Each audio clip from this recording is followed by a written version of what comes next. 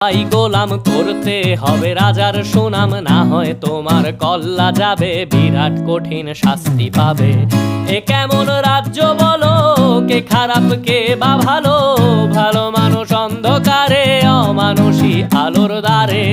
এ কেমন হচ্ছে খেলা, চারিদিকে কষ্ট মেলা, কে কোথায় যাচ্ছি ভেসে, থামবো কোথায় অবশেষে। রাজার রাজ্যে সবাই গোলাম করতে হবে রাজার সুনাম, না হয় তোমার কল্লা যাবে, বিরাট কঠিন শাস্তি পাবে।